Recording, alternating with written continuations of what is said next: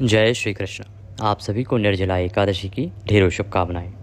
प्रिय भक्तों, आज के इस वीडियो में हम बात करेंगे कि निर्जला एकादशी किस दिन है। निर्जला एकादशी का व्रत किस दिन किया जाना चाहिए, निर्जला एकादशी पर क्या है विशेष 2025 में, और क्यों कहा जा रहा है कि निर्जला एकादशी का व्रत 7 को करना उत्तम रहेगा और क्यों 6 को। निर्जला एकादशी व्रत को करने की विधि क्या है, नियम क्या है और पूजा विधि क्या है।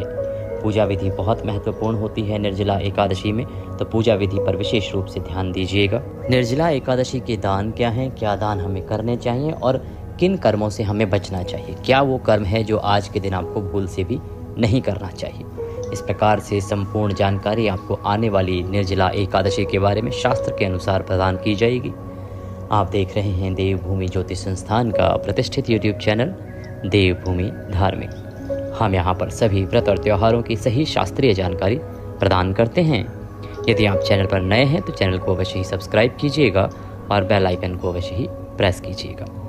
प्रिय भक्तों, जानकारी आरंभ करें उससे पहले निवेदन है कि कृपया वीडियो यदि थोड़ा भी अच्छा लगे तो एक बार लाइक अवश्य कर दीजिएगा अपने व्रत की सफलता के लिए, और भगवान श्री हरि का आशीर्वाद प्राप्त करने के लिए कमेंट बॉक्स में अवश्य लिखिएगा जय श्री हरि या ओम नमो भगवते वासुदेवाय।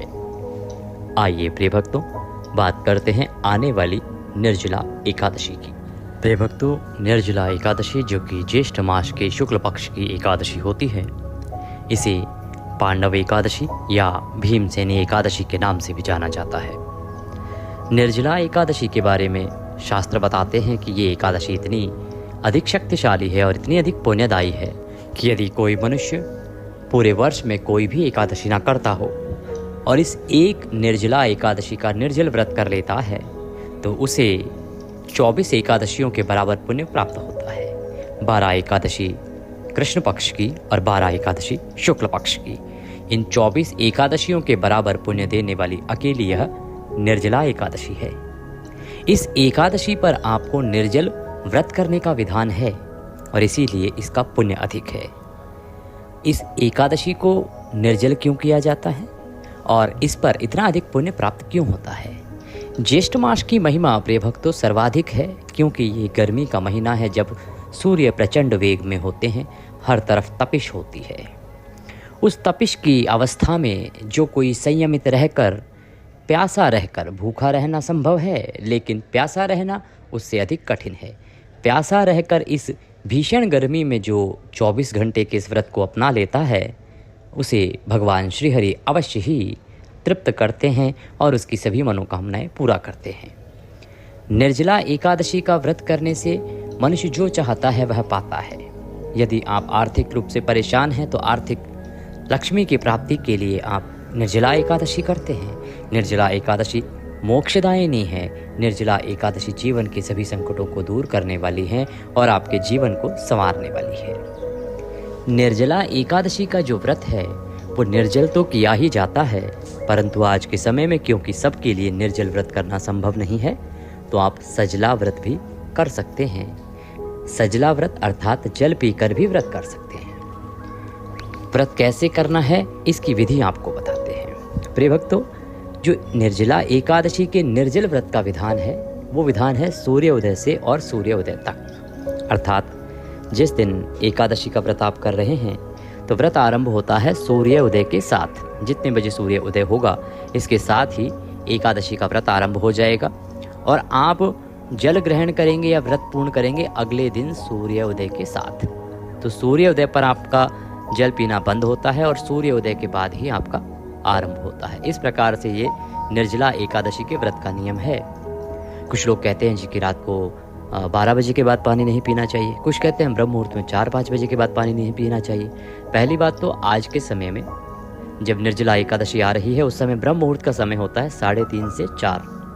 बड़े विरले ही होंगे जो इस समय में उठकर और एकादशी के व्रत का पूजन करते होंगे। तो ब्रह्म मुहूर्त का समय 3:30 से 4 होता है। और एकादशी का जो नियम है ना उसमें कहीं ये नहीं लिखा है कि आपको रात्रि को जल नहीं पीना है और ना ही ये लिखा है कि आप सुबह ब्रह्म मुहूर्त में जल पी सकते हैं, उसके बाद नहीं पी सकते। इस एकादशी के बारे में शास्त्रों में लिखा है कि सूर्योदय से और सूर्योदय तक आप जल ग्रहण ना करें। ये जो हमने आपको बातें बताई हैं, इसमें आपके बहुत सारे सवालों का जवाब आ गया है, जैसे कि आपको जल कब पीना चाहिए, जल पिएं या ना पिएं, जल पीने का सही समय क्या है। तो प्रिय भक्तों, यदि आप निर्जल व्रत करना चाहते हैं तो जल पीने का जो शास्त्रीय समय है वो है सूर्योदय से पहले। सूर्योदय सभी क्षेत्रों में अलग अलग समय पर होता है, सभी शहरों में कुछ ना कुछ मिनट का अंतर होता है। तो आप कृपया अपने यहाँ का सूर्योदय समय जान लीजिएगा। अगर आपको पता ना हो कि आपके यहाँ सूर्योदय कब हो रहा है तो आप हमसे कमेंट बॉक्स में लिख के पूछ लीजिएगा, हम अवश्य आपको बताएंगे। और उससे पहले आप जल ग्रहण कर सकते हैं, सूर्योदय से पहले आप जल ग्रहण कर सकते हैं, उसके बाद आप जल नहीं पिएंगे, इसका ध्यान रखिएगा। एक बात। दूसरा प्रिय भक्तों, जो पुराण हैं वो बताते हैं कि इस निर्जला एकादशी पर जल के 2 प्रयोग संभव हैं। 2 प्रयोग में प्रथम प्रयोग है स्नान रूप में, जो आप नहाते हैं ना, स्नान करते हैं, तो स्नान के रूप में आप जल प्रयोग कर सकते हैं। दूसरा प्रयोग है आचमन के रूप में। तो निर्जला एकादशी का स्नान भी महत्वपूर्ण है। निर्जला एकादशी पर यदि आप गंगा स्नान करते हैं या त्रिवेणी स्नान करते हैं तो उसकी महिमा बहुत अधिक है और वह बहुत कल्याणकारी होता है। यदि संभव हो तो आप इस दिन त्रिवेणी स्नान कीजिएगा। वीडियो हमने आपको बताया है कि जो कुंभ से आप जल लाए थे ना, उससे यदि आप त्रिवेणी जल का फल पाना चाहते हैं या त्रिवेणी स्नान का फल पाना चाहते हैं तो ये निर्जला एकादशी कल्याणकारी होगी। उस विधि से आप पूजन कीजिएगा। गंगा स्नान के लिए आप जब जल भरेंगे ना, एक बाल्टी लीजिएगा नहाने वाली, जो भी जिसमें भी आप जल भरते हैं उसको अच्छे से साफ़ कीजिए। फिर उसमें पहले गंगा जल भरिए, फिर शुद्ध जल भरिए। संभव हो तो थोड़े से काले तिल उसमें डाल लीजिएगा और उस जल से हर हर गंगे बोलते हुए उत्तर दिशा की ओर मुख करके और स्नान कीजिएगा।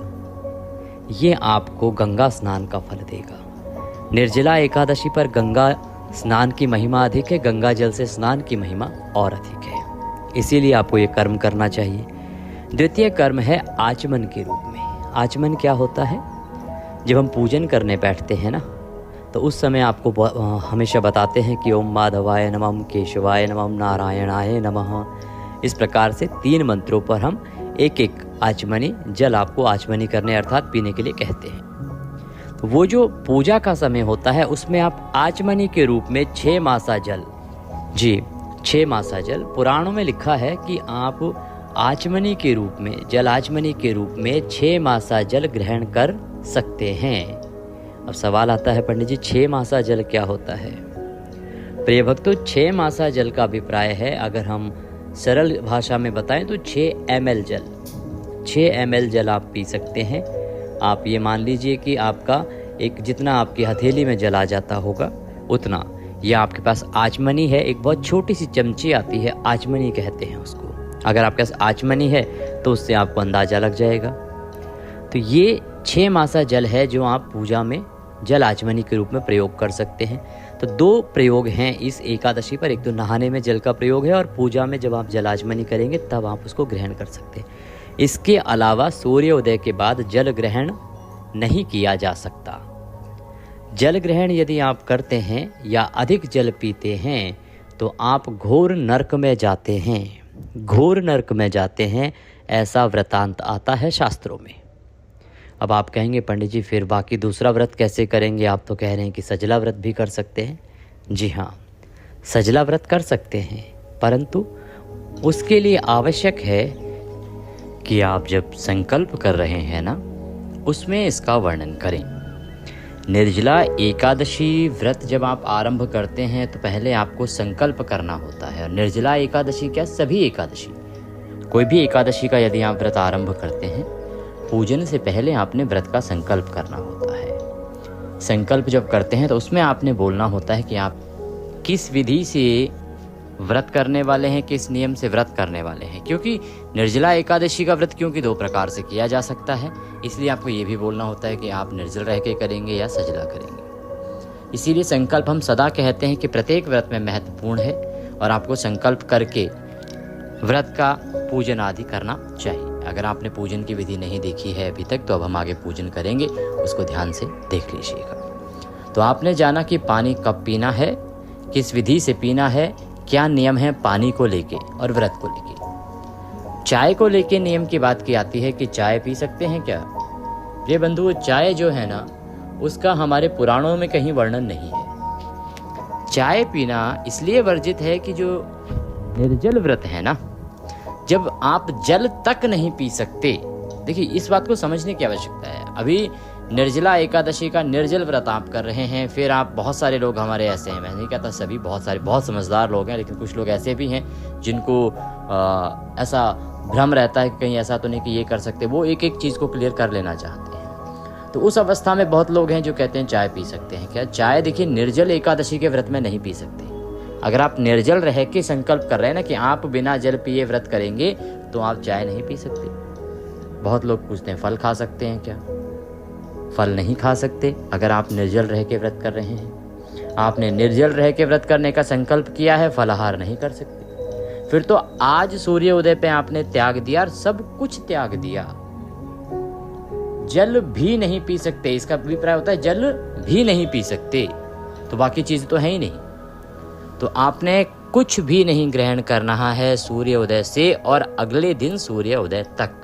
यह है निर्जल एकादशी का व्रत। निर्जल रह के व्रत करना, निर्जल विधि से व्रत करना, ठीक है जी।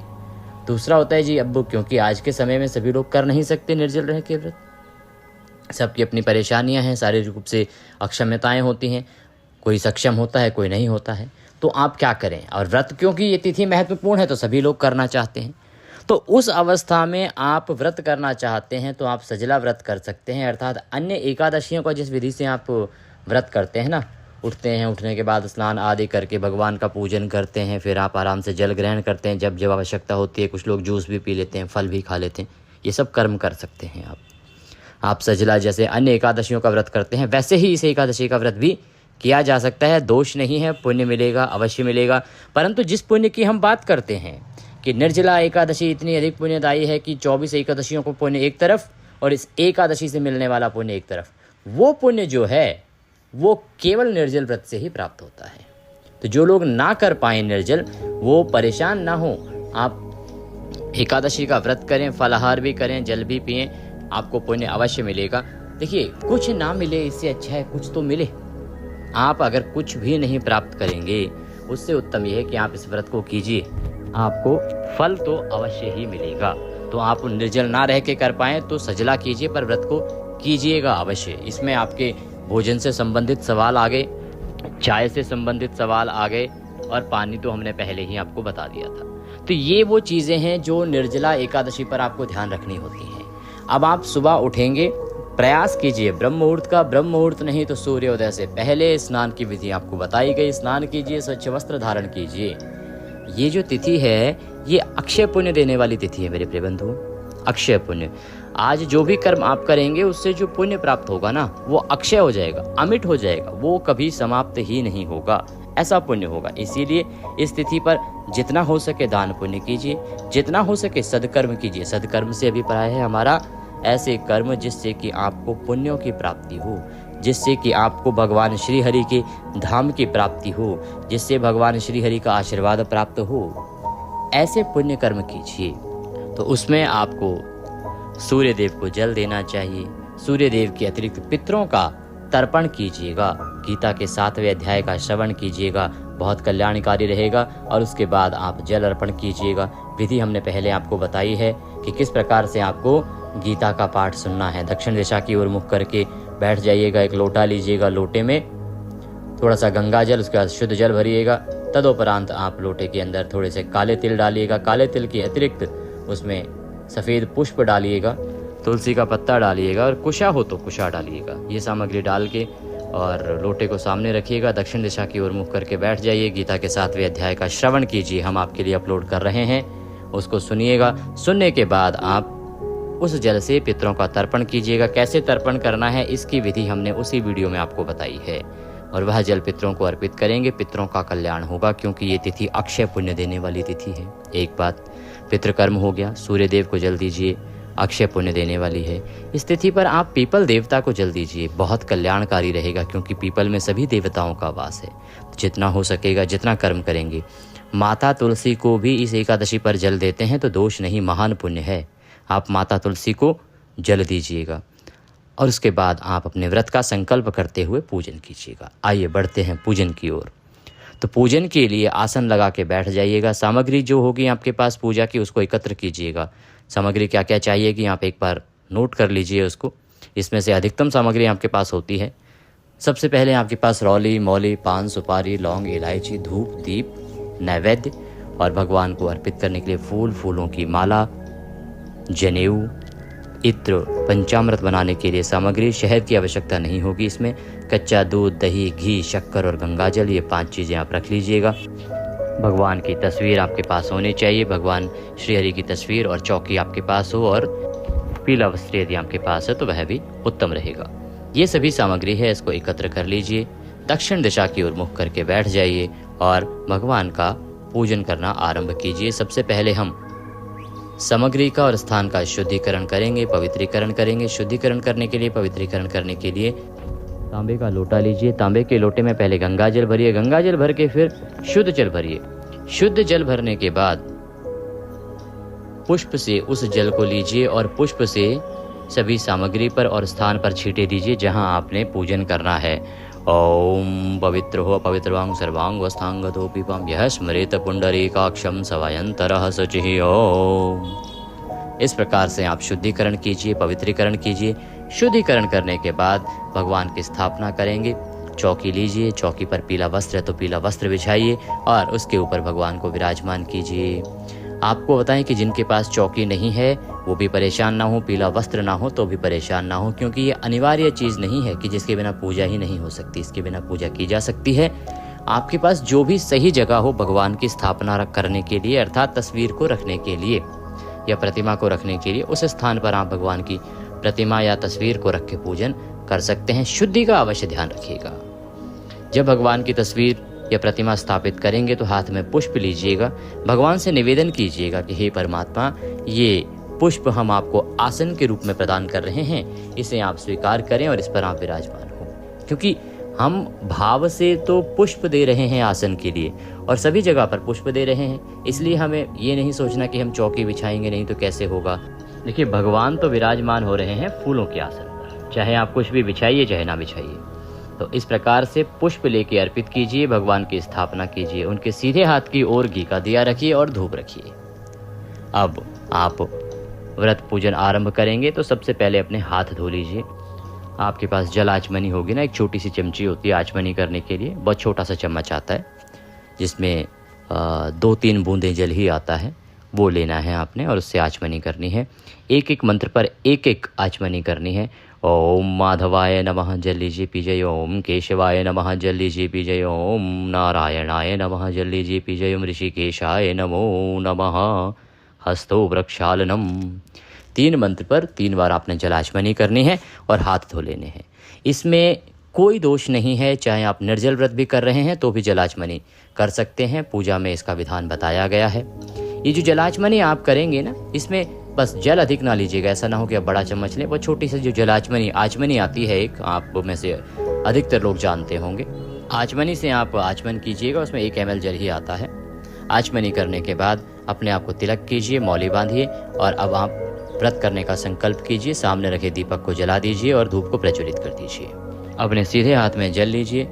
1 रुपये का सिक्का दक्षिणा के रूप में कम से कम रखिए। 3 बार बोलिए ओम श्री विष्णु, ओम श्री विष्णु, ओम श्री विष्णु। अपना नाम, गोत्र, जिस स्थान पर बैठकर संकल्प कर रहे हैं वहाँ का मकान नंबर, क्षेत्र का नाम, शहर का नाम, ज्येष्ठ मासे शुक्ल पक्षे निर्जला एकादश्यायाम पुण्यतिथि आयु आरोग्यता प्राप्त्यार्थाय, सुख संपत्ति प्राप्त्यार्थाय, मोक्ष प्राप्त्यार्थाय निर्जला एकादशी निर्जल व्रत पूजन संकल्पम संकरिष्ये। अगर आप निर्जल रह के व्रत कर रहे हैं जल छोड़ के तो आप ऐसे बोलिएगा, अन्यथा निर्जला एकादशी सजला व्रत पूजन संकल्पम संकरिष्ये। यहाँ आपको वर्णन करना है कि आप किस विधि से व्रत करने वाले हैं और वह संकल्प भगवान के चरणों में अर्पित कर दीजिएगा। संकल्प करने के बाद भगवान की पूजा आरंभ करेंगे। सामने एक पात्र रख दीजिए, उस पात्र में जो भी पूजन की सामग्री होगी भगवान को अर्पित करेंगे, वह अर्पित कीजिएगा, जिससे सामग्री इधर उधर फैलेगी नहीं, जल आदि भी पैरों में नहीं आएगा। भगवान को पद्य अर्घ आचमनी कराइएगा। ओम विष्णवे नमः पद्यम समर्पयामि। ओम विष्णवे नमः अर्घ्यम समर्पयामि। ओम विष्णवे नमः आचमनिम समर्पयामि।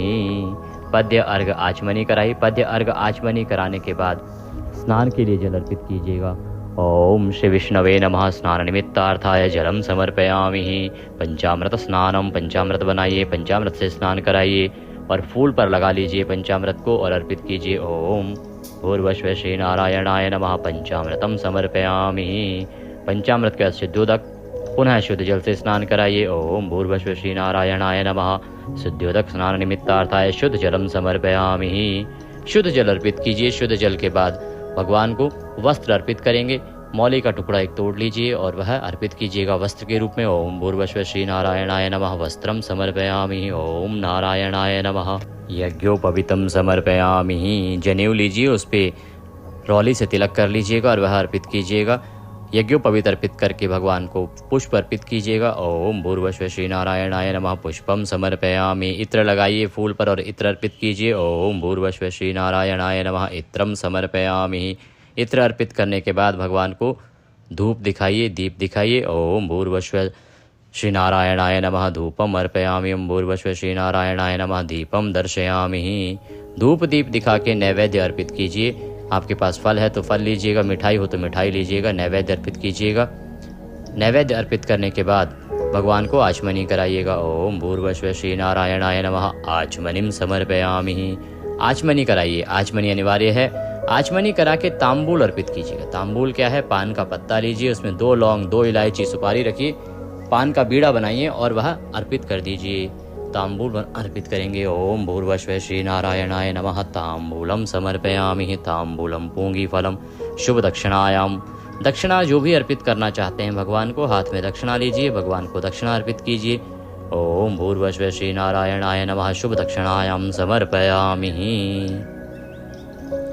दक्षिणा अर्पित करके हाथ जोड़ के नमस्कार कीजिए और इसके बाद आपने कथा सुननी है। निर्जला एकादशी की कथा सुननी है। निर्जला एकादशी की कथा के अतिरिक्त विष्णु सहस्त्र नाम का पाठ सुनना है और नारायण कवच सुनना है। जितना हरि का पाठ सुनेंगे आज के दिन उतना अधिक कल्याण है। आप हमारे इस चैनल पर ये सभी पाठ प्राप्त कर पाएंगे। नारायण कवच आपको बाकी कहीं मिलेगा नहीं, हमारे चैनल पर अवश्य मिलेगा। आपको विष्णु सहस्त्र नाम भी हिंदी में आपके लिए मिल जाएगा, संस्कृत में आपको मिल जाएगा और सही कथा जो है निर्जला एकादशी की जो पुराणों में लिखी है वह कथा भी आपको इसी चैनल पर सुनने को मिलेगी। तो ये अवश्य देख लीजिएगा, वीडियोस बहुत काम के हैं, बहुत पुण्यदायी रहेंगे। चैनल पर नए हैं तो उसे अभी सब्सक्राइब कर लीजिए जिससे कि आप सही कथाएं सुन सकें और सही पाठ जान सकें। गीता के 7वें अध्याय की महिमा मैंने आपको बताई है। यदि पितृ प्रसन्न करना चाहते हैं तो वह भी अवश्य कर लीजिएगा। ये सभी पाठ आपको हमारे चैनल पर मिलेंगे। सुनने के बाद आरती कीजिएगा। आरती करके और नियमों के अनुसार दिन को व्यतीत कीजिएगा। नियमों में ब्रह्मचर्य का पालन अनिवार्य है। किसी के साथ कोई वैर भाव नहीं, धोखा नहीं देना, किसी के साथ छल छिद्र नहीं करना, किसी के साथ किसी का अपमान नहीं करना, किसी के साथ अपशब्दों का प्रयोग नहीं करना। भगवान के चरणों में मन को लगाते हुए दिन को व्यतीत कीजिए शालीनता के साथ। सायंकाल को संभव है कीर्तन कीजिए। कीर्तन में ना जा पाए तो भगवान की जितनी कथाएं हैं नारायण की उनको सुनिए, विष्णु सहस्त्र नाम सुनिए, गीता के अध्याय का श्रवण कीजिए, अत्यधिक कल्याणकारी है। और अगले दिन आप अपने व्रत का पारण कीजिएगा। पारण के लिए विशेष वीडियो बना रहे हैं क्योंकि इस बार व्रत को लेके बड़ा भ्रम था और पारण को लेके उससे भी बड़ा भ्रम है। निर्जला एकादशी का पारण आप सुबह सुबह नहीं कर सकते। अगर आप 6 तारीख को व्रत कर रहे हैं तो 6 जून को व्रत करने वाले 7 जून को सुबह सुबह व्रत पारण नहीं कर पाएंगे। क्यों नहीं कर पाएंगे? वीडियो आपको कल ही मिल जाएगा निर्जला एकादशी पर, उसको अवश्य देख लीजिएगा। बहुत ही महत्वपूर्ण है क्योंकि पारण में कोई चूक नहीं होनी चाहिए। निर्जला एकादशी तिथि की बात करें कि कब व्रत करना चाहिए तो तिथि जो है वो आरंभ हो रही है 6 तारीख को 2:15 पर, अर्थात 5 की रात को जब 12 बजे के बाद 6 तारीख आ जाएगी तो 2:15 पर निर्जला एकादशी आरंभ हो जाएगी और समाप्त होगी 7 तारीख को सुबह 4:47 पर। इस प्रकार से 6 तारीख को सूर्य के मुख से एकादशी है। तो 6 तारीख को सभी दान पुण्य के कर्म आप कीजिएगा। व्रत 6 तारीख को करते हैं उत्तम है। 7 तारीख को व्रत वो बताया जा रहा है जो द्वादशी को किया जाता है। 6 तारीख का व्रत में एकादशी तो सूर्य के मुख से है ही, द्वादशी भी व्रत पारण से पहले आ जाएगी, इसलिए कोई दोष नहीं है, उत्तम है 6 तारीख को। और 7 तारीख को करते हैं तो द्वादशी युक्ता और द्वादशी पे किया जाने वाला व्रत है वह भी कल्याणकारी है। दोनों में अंतर ये मिलेगा आपको कि 6 को व्रत करेंगे तो वो लगभग 35 घंटे का होगा क्योंकि 7 तारीख को पारण का समय दोपहर को मिलेगा और अगर आप 7 को व्रत करते हैं तो 8 को पारण सूर्योदय के साथ कर सकते हैं। जानकारी थोड़ी भी अच्छी लगी हो तो कृपया लाइक अवश्य कीजिएगा, कमेंट बॉक्स में अवश्य लिखिएगा, कुछ सुझाव देना चाहते हैं तो बताइएगा, और क्योंकि शास्त्रीय जानकारी है सब तक पहुंचाइए जिससे कि सभी लोग लाभ ले सकें, आनंद ले सकें। भगवान सब पर कृपा करें। हरे कृष्ण।